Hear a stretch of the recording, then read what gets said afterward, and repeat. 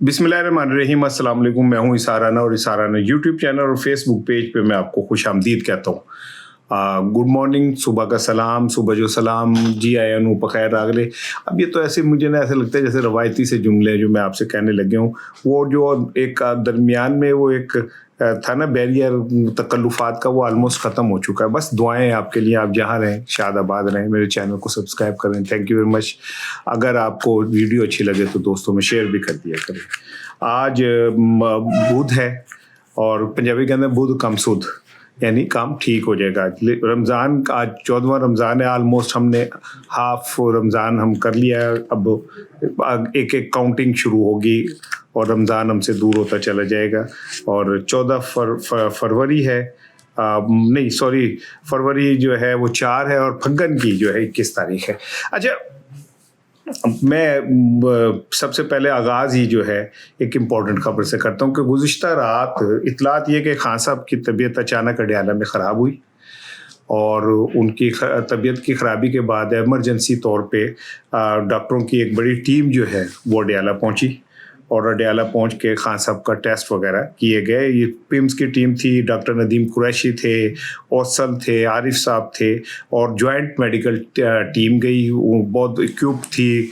क्या कहते हैं, जो एम्बुलेंस गई, जो गाड़ियां गई, उसमें बहुत सारे क्या कहते हैं जदीद मशीनरी थी जो कहा जा रहा है, और एक बड़ा अमला था, जेल का अमला था। तो ये सारी चीज़ें अगर आप मिलाएं तो आपको लगेगा कि कोई बात ऐसे नहीं है जैसे आप कही जा रही है।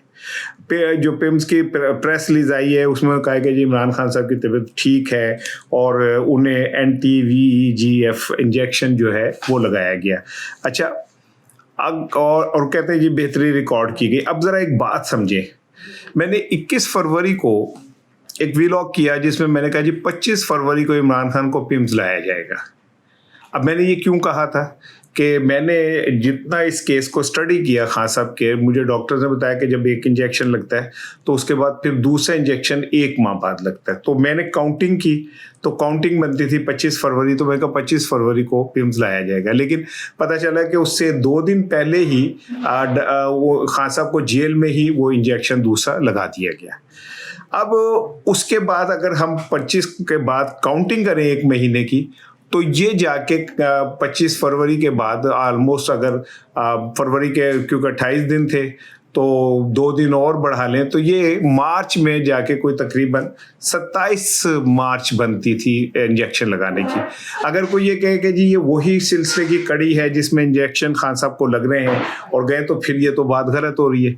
मैंने आपको बता दिया कि 25 फरवरी को 1 माह पूरा होना था, खान साहब को दूसरा इंजेक्शन लगना था, लेकिन वो 2 दिन पहले लग गया और उसकी तौजीह ये पेश की गई कि चूंकि जिस दिन उनको पहला इंजेक्शन लगा था वो एक रात को लगा था, लिहाजा उस रात को भी एक दिन के तौर पे काउंट किया गया।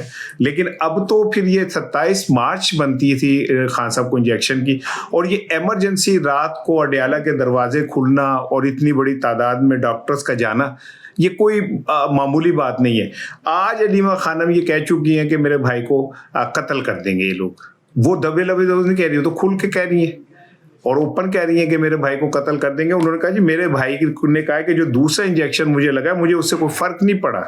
तो अगर फर्क नहीं पड़ा तो फिर ये रात को क्या हुआ है? फिर एक और बात मैंने बार बार मैं कहता हूँ मुख्तलिफ प्रोग्राम्स में मैंने कही कि पिछली दफ़ा जब खान साहब पिम्स गए थे तो कहा जा रहा था कि उन्हें इंजेक्शन लगना है, तो वहाँ पे उनकी कार्डियोलॉजिस्ट भी मौजूद था जिसने उनकी ECG भी की और वो कौन सी ग्राफी कहलाती है वो भी की।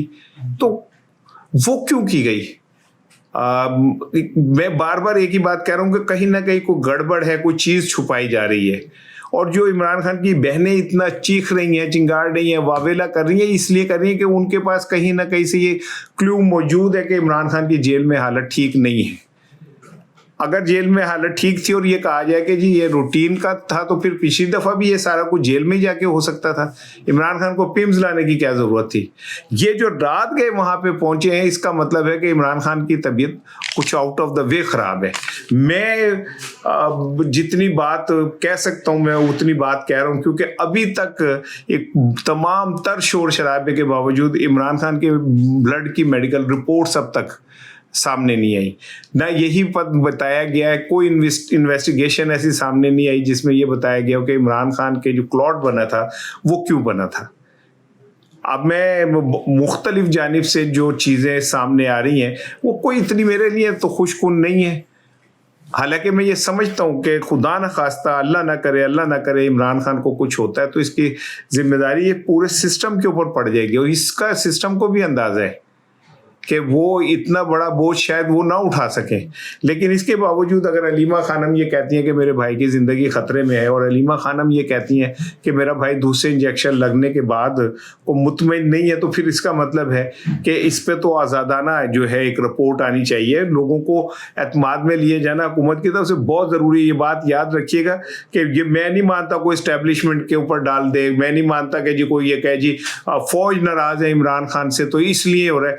मैं ये समझता हूँ कि इमरान खान को कुछ भी होता है तो उसकी जिम्मेदार पंजाब हुकूमत है, जिसके अंदर ये जेल है, जिसका सुपरिटेंडेंट पंजाब हुकूमत का मुलाजिम है, और उसके बाद विफाक जो है जिम्मेदार है, जिसके जिम्मे है कि वो जेलों के अंदर जो कैदी हैं उनकी ज़िंदगी के का तहफ़्फ़ुज़ और उनके जो इंसानी हकूक़ हैं उनको यकीनी बनाए।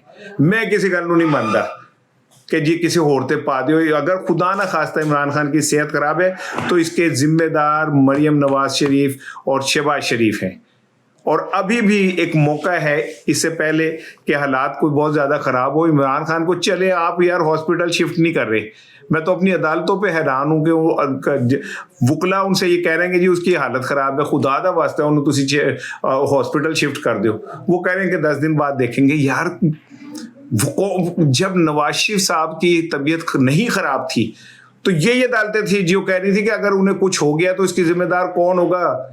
इस्लामाबाद हाई कोर्ट ने कहा कि ओ नवाज शरीफ साहब को अगर कुछ हो गया तो इसका जिम्मेदार कौन होगा। कहीं से कुछ आ रही थी आवाज़ें, कहीं से कुछ आ रही थी, जो कराची से बुलाए जी डॉक्टर को, कराची से जहाज में बेचारे डॉक्टर को बुलाया गया, जाली रिपोर्टों के साथ उससे बयान दिलवाया गया। डॉक्टर अदनान ने फटियां बांध दिया झूठ बोलने की, और एक शख्स जो जेन्युइनली बीमार है, जिसको खुद आपके डॉक्टर्स मान रहे हैं, पिम्स मानती है, जिसको जेल का अमला मानता है बीमार है, उसको आप क्यों नहीं उसके फैमिली के साथ एक्सेस दे रहे। इसका मतलब है दाल में कुछ काला है, और इससे पहले कि ये काला पूरी स्याही बन जाए, बेहतर यही है कि मैं समझता हूँ कि इस पे ज़रा तवज्जो दें। खुदा दा वास्ता जे एवें अगनल ना खेडो, मैं बार बार कह रहा हूँ अगनल ना खेडो, अच्छी गल नहीं की।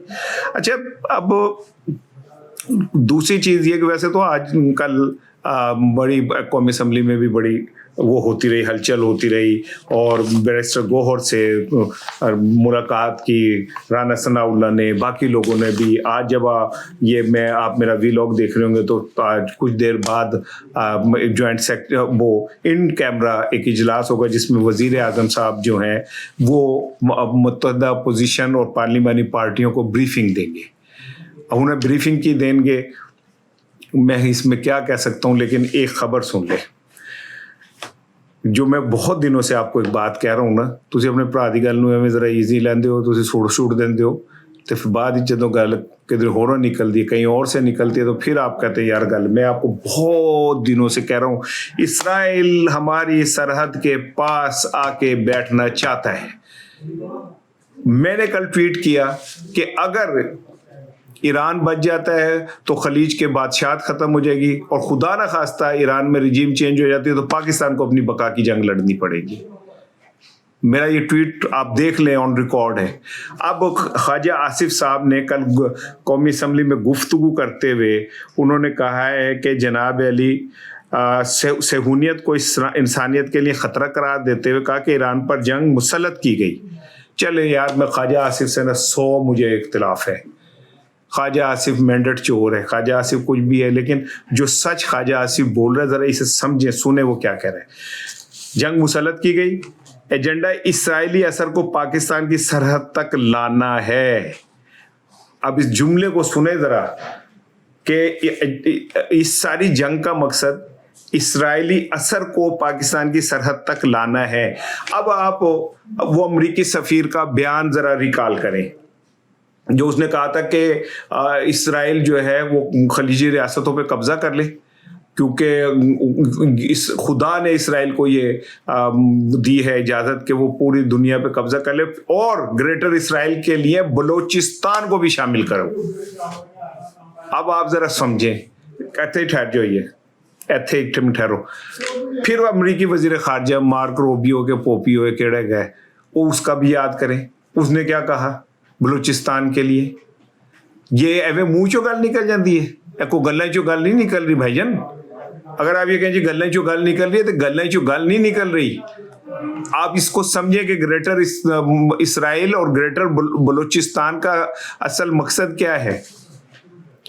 और ये कल 54 मुकामात पे अफगानिस्तान ने बलूचिस्तान पे हमला किया है। उनकी इतनी औकात है कि वो 54 मुकामात पे बलूचिस्तान पे हमला करें, जबकि हमने उनकी कमर तोड़ दी हमारी फ़िज़ाइया ने।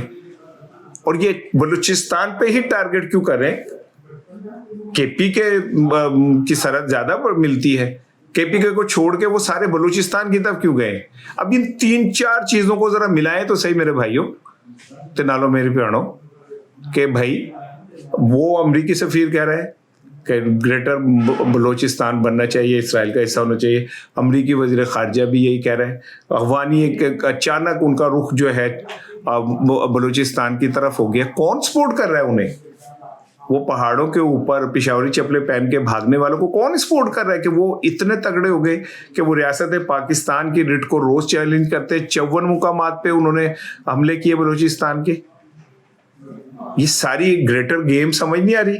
और ये जो ख्वाजा आसिफ ने बात खोल के रख दी कि जनाब ये असल में पाकिस्तान की सरहद तक इसराइल के असर को लाना है। असर तक की मतलब है, ये वो वाला असर नहीं है कि कहते हैं ना तो बोर्ड दे थले लंगे तो बच्चा वो कहते हैं असर हो गया नू। ये वो वाला असर नहीं है भाईजान। असर से मुराद ये कि अगर ईरान में रजीम चेंज होती है और अमेरिका प्रो अमेरिका रजीम आती है, फर्ज करें कि शहनशाह ईरान का जो बेटा है रजा पहलवी वो आ जाता है और वो आके बैठ जाता है, तो फिर इसका क्या मतलब हुआ कि वो तो साढ़े सरते बह गए आके, ठीक है ना। और वो फर्क जो हमारा बफर जोन था के बीच में ईरान है और इधर हम है उधर इसराइल है, वो खत्म हो जाएगा। और एक बात और सुन लें, वो कंफर्म नहीं हुआ मुझे कि वो अमरीकी वजीर खारजा का बयान जिसमें उन्होंने कहा जी इस्लामी ममालिक जो हैं जो मज़हब पे यकीन रखते हैं उनके पास एटम बम नहीं होना चाहिए, इस तरह का मुझे वो कंफर्म नहीं हुआ। मैंने तलाश की था, फिर मैं मुझे पता है बिजी मसरूफ़ आदमी मजदूर आदमी सुबह से लेकर शाम तक यही कर रहा होता हूँ। कभी कहीं पे ज़मीन खोद रहा होता हूँ अल्फाज की, कहीं पे ज़मीन खोद रहा होता हूँ अल्फाज की, तो मुझे वो नहीं है। लेकिन अगर ईरान का जोहरी प्रोग्राम जो अभी कच्चा पक्का है वो इन्हें कबूल नहीं, तो पाकिस्तान का एटम बम कबूल होगा? यहाँ पे मुझे ऐसा लगता है कि मुझे कहने दीजिए कि ना कहा कि हम ट्रैप हो गए हैं डोनाल्ड ट्रंप के हाथों।